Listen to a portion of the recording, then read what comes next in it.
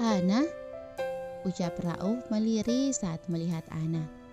Ana yang saat itu sedang di dapur untuk mengambil air putih bergegas menjauh dari pemuda yang mencoba mendekatinya. "Nah, ada yang ingin kubicarakan denganmu." Ana tetap berjalan, cepat-cepat pergi ke kamar. Sebelum sampai, Rauf menarik tangannya. "Astagfirullah kak, tolong jangan pegang-pegang aku. Kita bukan mahram. Ingat kalau kakak sudah punya istri. Makanya aku ingin meminta waktu sedikit denganmu. Ada yang ingin kubicarakan." Rauf berjalan di depan diikuti Ana. Mereka menuju halaman depan. Berjalan melewati pekarangan rumah, kemudian membuka pagar. "Aku ingin menghirup sedikit udara segar. Bukankah akhir-akhir ini suasana sangat menyulitkan kita?" Sudah 2 hari sejak kejadian di hari itu, Rauf belum pernah sekalipun berkata kepada Syifa sampai sekarang. Pun dengan Ana, gadis itu sekarang bahkan menjauhi Syifa. Mungkin semesta telah menakdirkan Syifa untuk melewati cobaan ini. Bukankah Allah tidak akan menguji suatu kaum di luar batas kemampuan mereka? Syifa yakin Allah mencintainya. Allah akan selalu memberikan cobaan agar dapat memetik hikmah di balik itu semua. Ya, dia yakin. Pukul 1 malam, jalanan sudah sepi. Hanya ada warung nasi goreng bagian kiri rumahnya di seberang jalan, tempat nongkrong anak-anak muda yang senantiasa terbuka. Beberapa anak muda masih asyik nongkrong sembari menyeruput kopi dan kadang memakan jajanan yang tersedia di meja. Beberapa menit kemudian tertawa. Tawa mereka memecah keheningan malam. Di jalan mereka sama-sama diam, tidak ada memulai pembicaraan.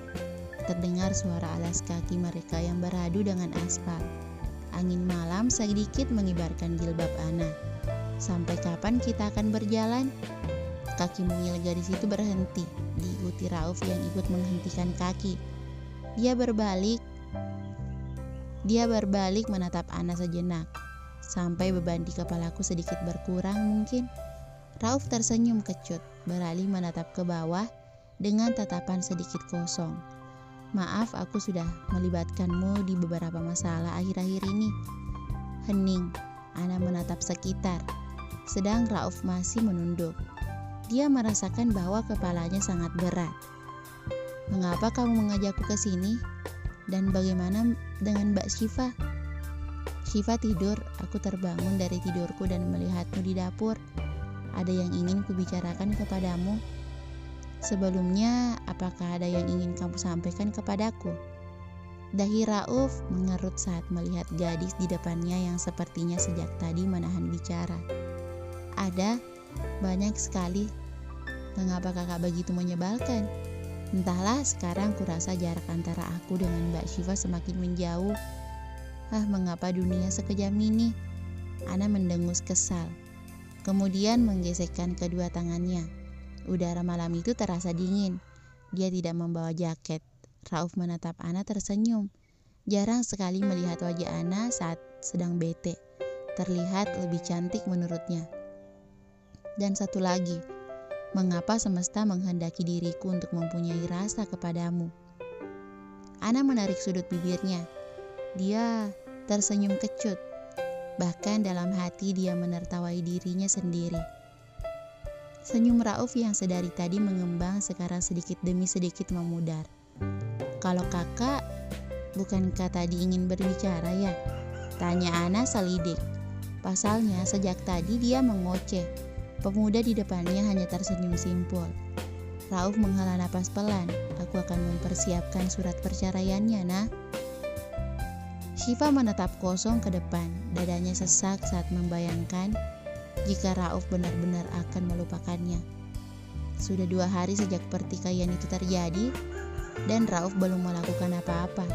Kapan dia akan keluar dari masa-masa seperti ini? Sekarang dia sudah tak terlalu akrab lagi dengan Ana. Gadis itu perlahan menjauhinya. "Mas?" tanya Syifa saat melihat Rauf masuk ke kamar. Kemejanya sedikit basah karena di luar gerimis. Dia melihat jam dinding mulai pukul 4 pagi. Dari mana saja kok jam segini baru pulang?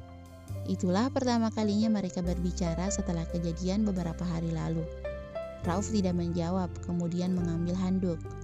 Syifa menghela napas pelan. Sejak bangun tadi, dia tahu bahwa suaminya sudah tidak seranjang dengannya. Dia kira Rauf bangun untuk melaksanakan sholat malam, tetapi ternyata perkiraannya salah. Suaminya malah pulang dari suatu tempat. Segera dia beranjak dari tempat tidur dan mengikuti suaminya. "Mas, mau ku siapkan air hangat?" tanyanya menahan langkah Rauf yang berada di kamar mandi.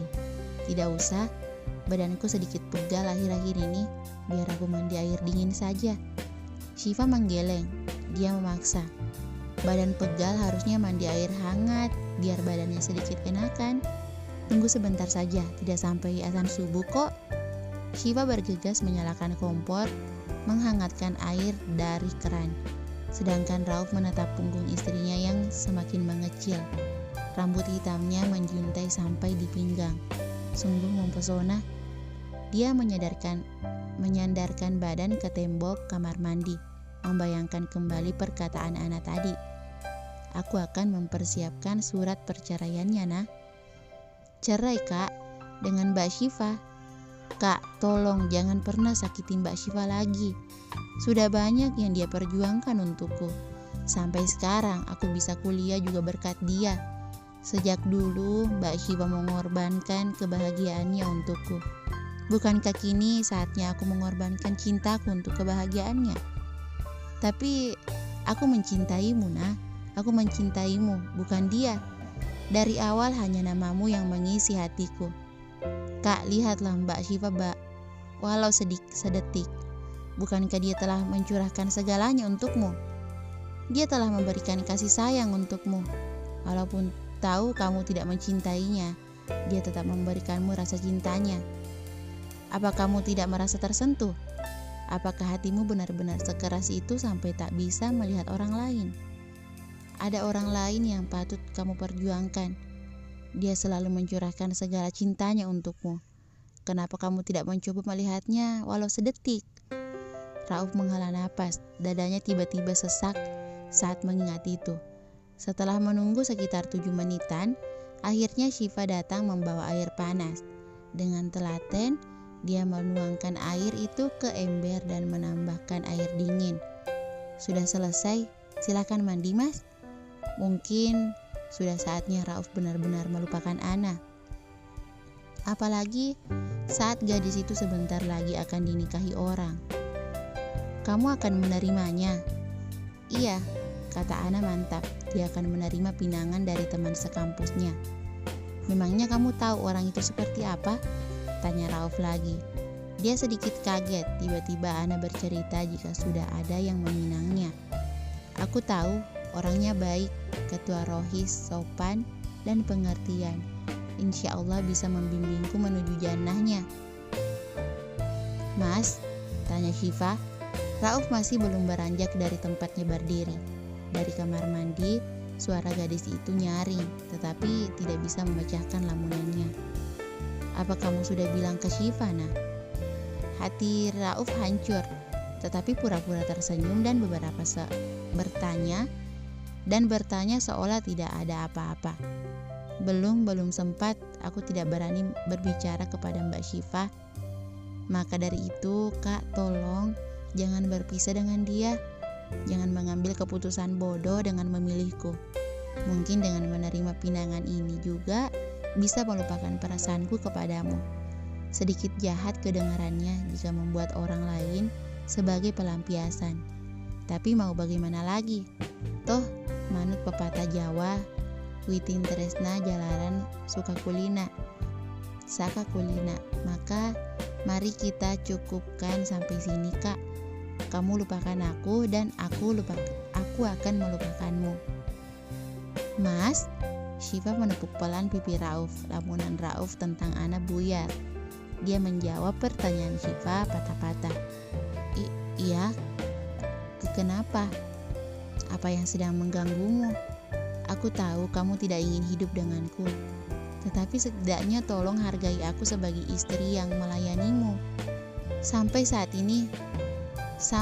itu tiba, saat dimana kita sudah tidak menjadi sepasang suami istri. Aku akan berhenti melayanimu sebagai istri seperti ini lagi. Jadi tolong setidaknya bertahanlah sebentar lagi, sampai aku sudah resmi berpisah dengan Cup, bibir Rauf yang menempel di bibir Syifa. Gadis itu membalalakan mata, dadanya berdegup kencang. Dapat dia rasakan bibir Rauf yang begitu hangat, sedang tangannya merangkup tubuh mungil Syifa mesra. Beberapa detik kemudian, Rauf melepaskan kecupannya. Bukankah aku sudah bilang, aku tidak akan pernah meninggalkanmu, Fa. Pipi Syifa memanas. Beberapa detik kemudian, Rauf terkekeh. Mukamu merah sekali, lucu seperti kepiting rebus. Syifa mengalihkan pembicaraan. Rauf sedang menggodanya. Ini benar-benar berada di luar kendalinya. Aku mau mandiin, tawar Rauf sembari menaikkan satu alisnya, sedang Syifa mengatupkan bibir. Dia mengalihkan pandangan, tidak ingin Rauf tahu kalau pipinya semakin memerah. Ayo mandiin, kata Rauf manja. Dia sudah tidak tahan, dia akan melakukan sesuatu. Au, teriak Rauf saat kakinya diinjak oleh Syifa.